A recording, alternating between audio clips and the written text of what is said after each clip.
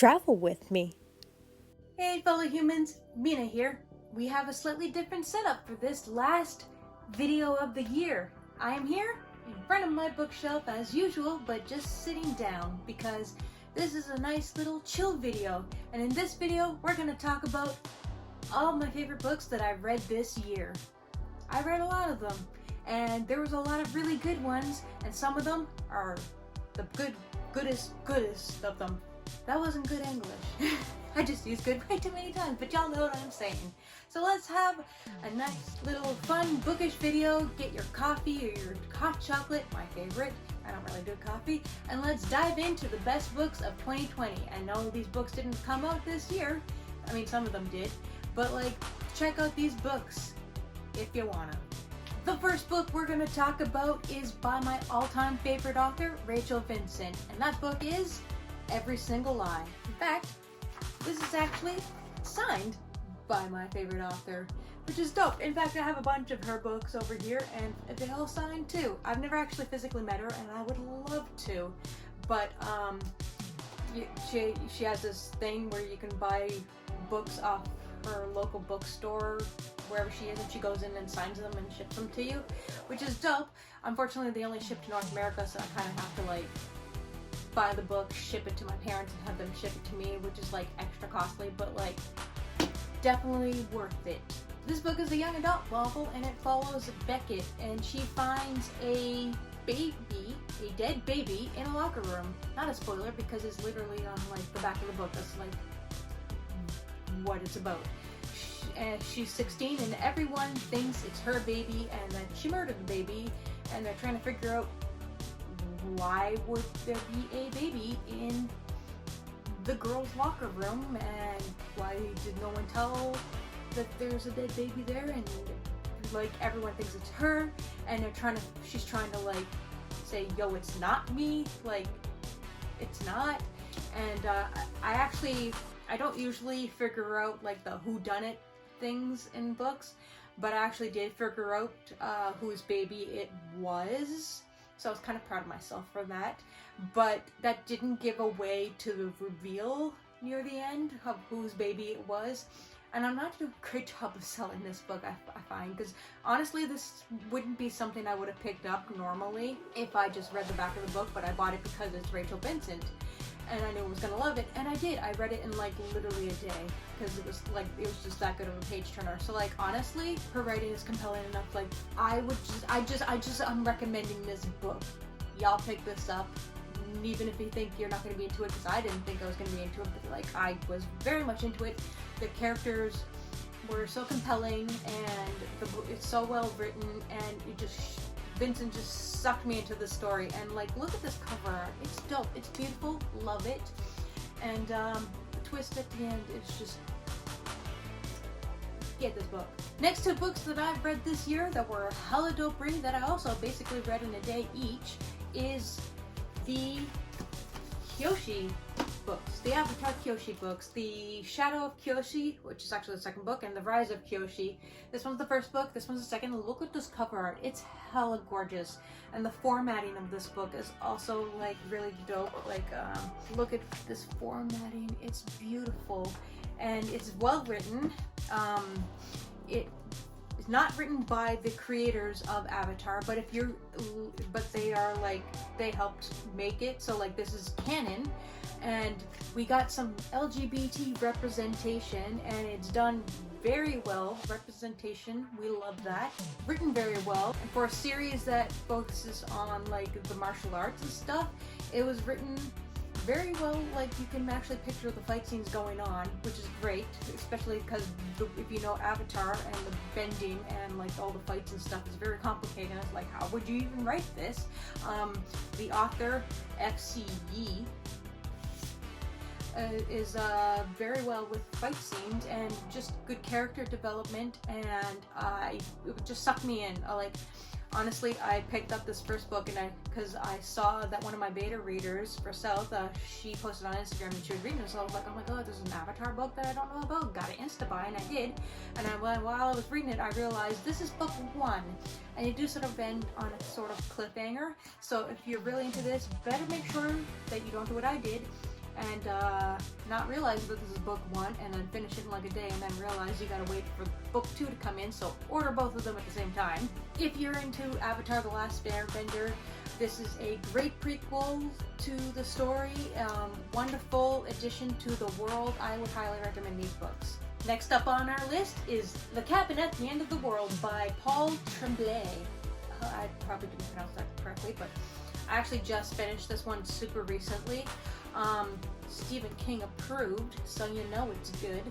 It's there's LGBT representation in it. We got 2 gay dads, they're married. Love that. And they adopt a little adorable Chinese girl, Wen. Some very sad shit happens in here. I won't spoil it, but like, I didn't see it coming, and like, there's a lot of blood, a lot of death. It's a kind of like almost an apocalyptic type book. Essentially, it's all explained in the first chapter. So, but like, the gay dads and their daughter are like having a vacation and they're chilling, they're having a good time. And then a group of people come up and be like, yo, we've seen some prophecy shit. Y'all gotta make a choice of a sacrifice, and if you don't, the world's gonna end. And so, yeah, this is really well written. It was very well researched for the stuff that was in here, like with like guns and like medical stuff. So it was very well researched. It was very well written. Each chapter takes place in the view of a different character, and like when they wrote from Wen's perspective, the little girl, she's 7. It read like a 7-year-old, but it didn't read like so childish that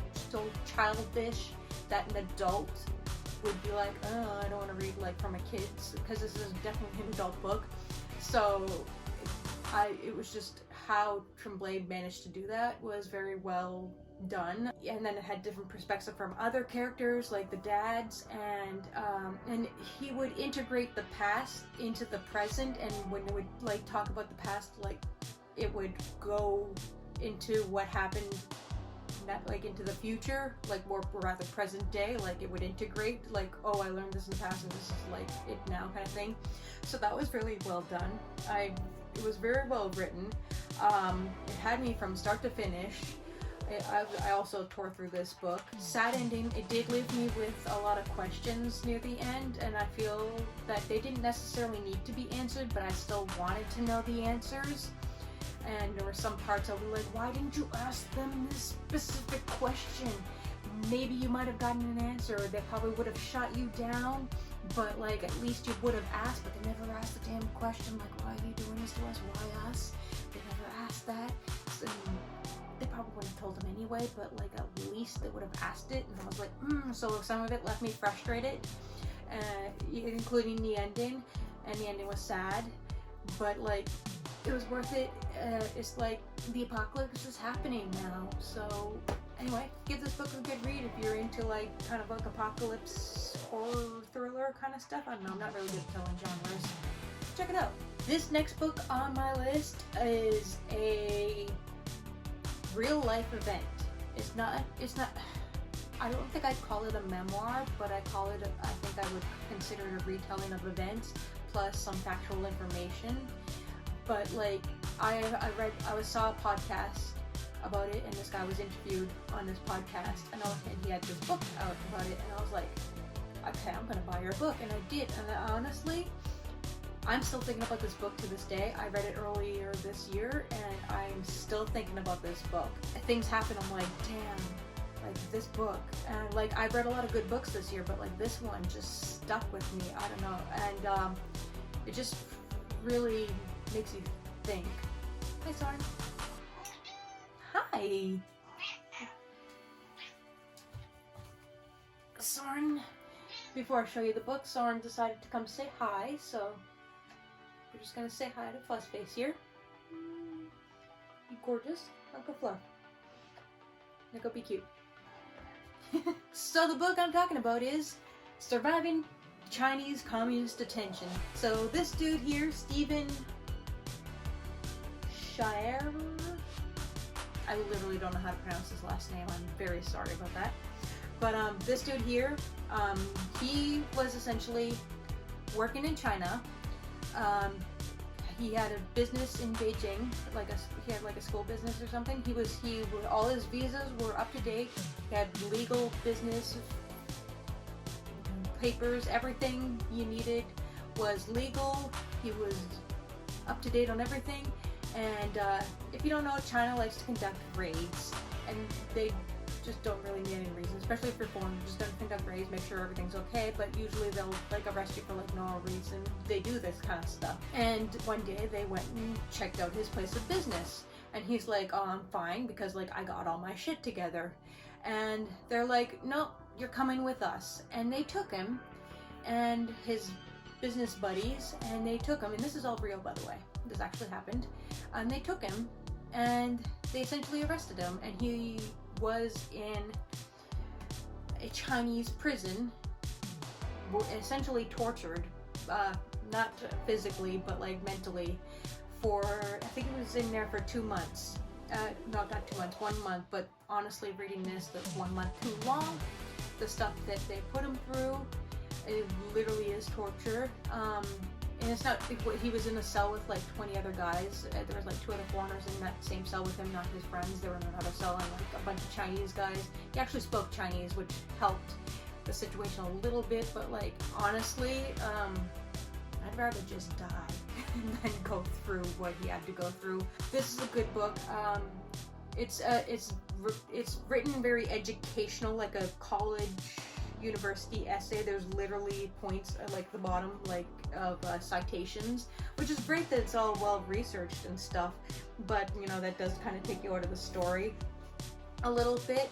But I do highly recommend reading this. You do get to learn a little bit what Chinese communist detention is like in a prison in Beijing, and y'all don't want to end up in this situation. Chinese people are amazing. I've been to China, love them. But the CCP really does need to get their shit together and fix their human rights violations. Just gonna put that out there. Next up, we got Piranesi by Susanna, Clarke. Honestly, this book, when I first saw this cover, I thought this was Piranesi, but it's not. It's the formatting, the inside is just absolutely gorgeous. If you're into liminal spaces, this is the book for you. It's full of mysteries, and you're reading it and you're just like, what is this world? They're in this giant ass house that is their world, and like the house have like waters and oceans, and this is like, what? And you're just, and there's only literally like 2 people in this entire world, and I'm like, how does this world work? And you're just reading it and you're trying to figure it out. And then I don't want to give away the ending because you really should read this to yourself, but like learning about this world was like, this is insane. Like, I want to know more about this house that they're in and how it came to be, and you do get to sort of have answers to the questions near the end. But just reading the whole world building and what the guy Piranesi does throughout his day is just like, wow. This was recommended to me by my friend, and I'm glad she did, because it was just a good read. Anyway, if you're into liminal spaces, this is definitely a liminal space type book. So check it out. Next up on our list, we have Ashes by Iona Wayland. This book, also nice formatting. We love that. I love good formatting. Also a very good cover. If you read the book, you'll actually understand the meaning of these 2 skulls, which is really cool. And I'm looking at it, I was like, oh, so that's what the skulls look like. So I like that the cover designer did that, and it works out really nice. This book deals heavily with mental health and trauma. It does have LGBT representation. We love that. Not a main character, but we still love that. Hi, Soren. I don't know if you see her walking in the video, but she's like right in front of me. Hi. She's right there now.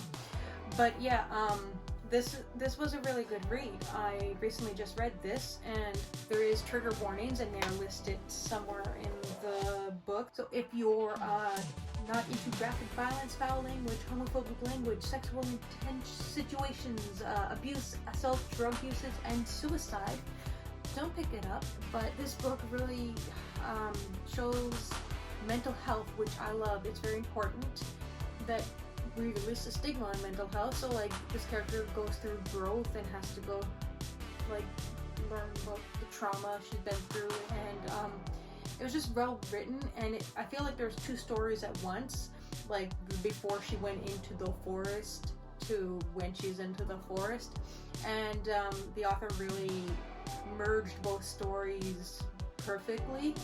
I think if she was to separate the stories, like the before the forest to in the forest, this book would be even shorter and probably more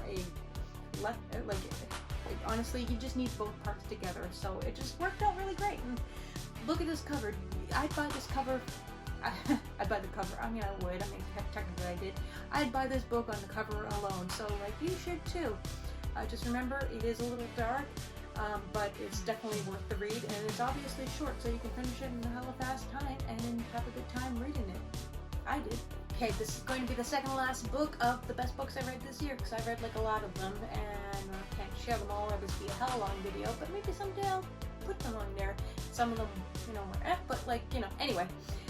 We got The Memory Police by Yoko Ogawa.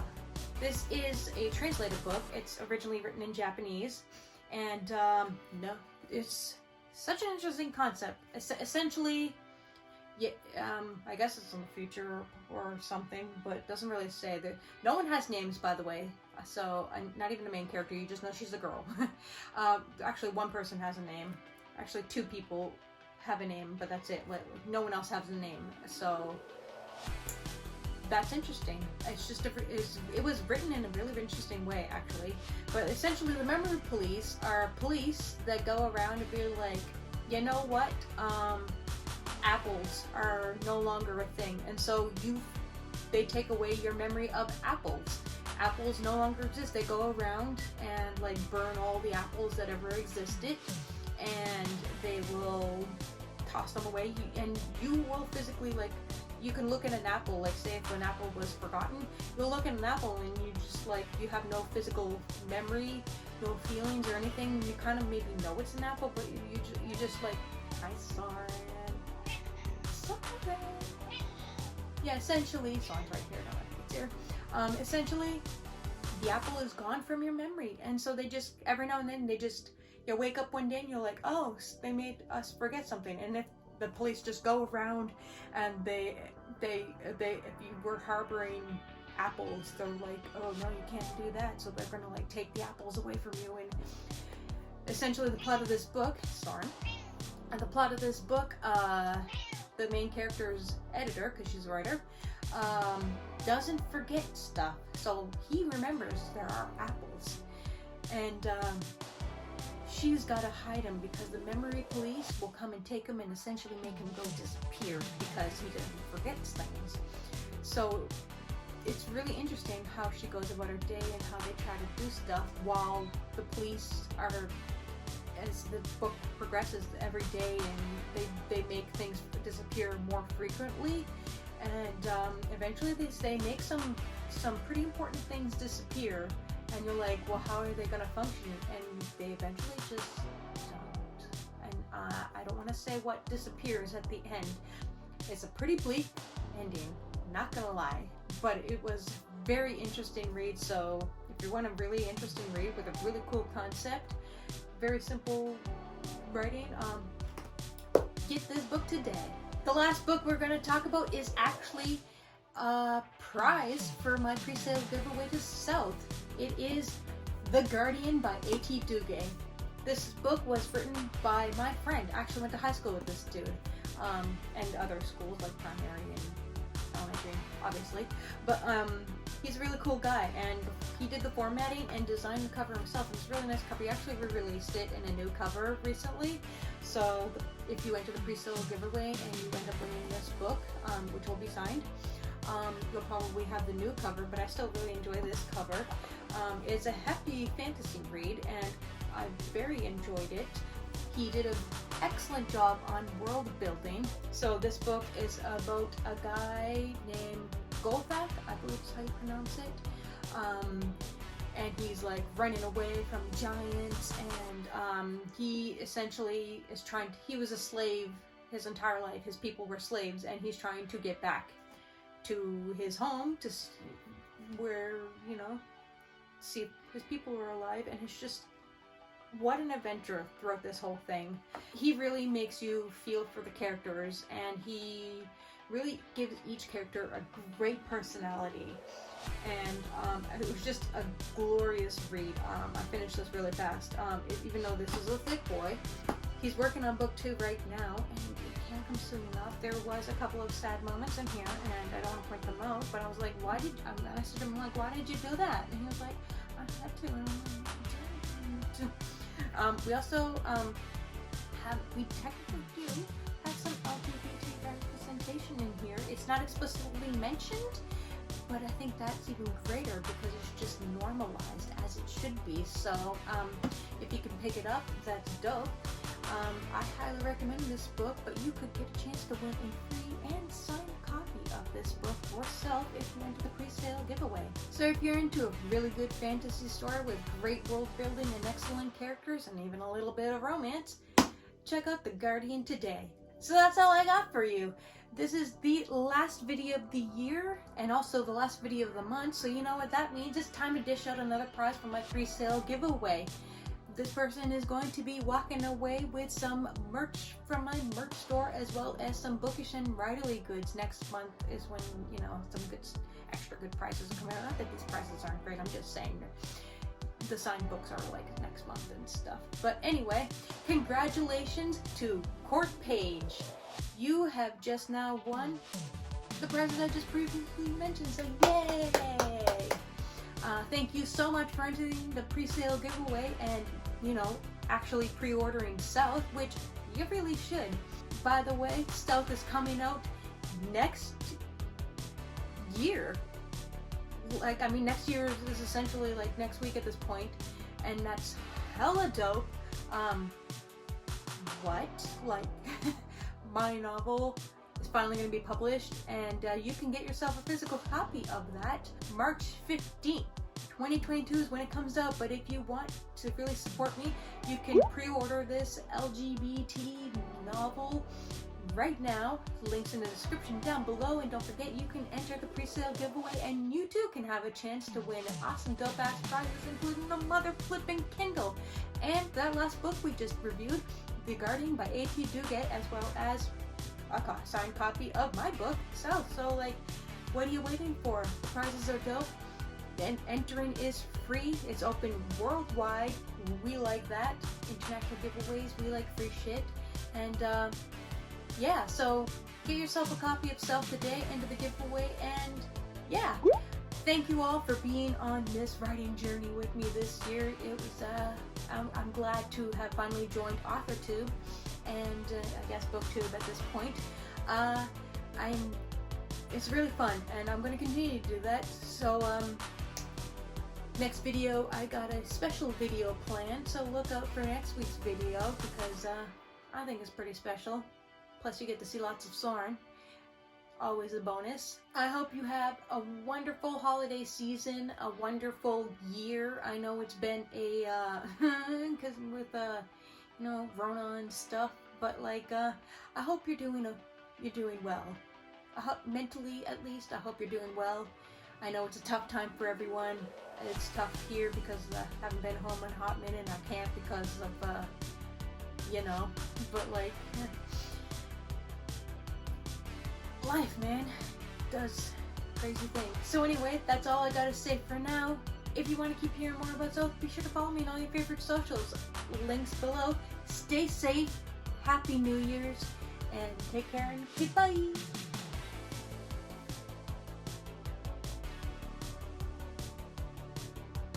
Love you. Gorgeous Uncle Fluff.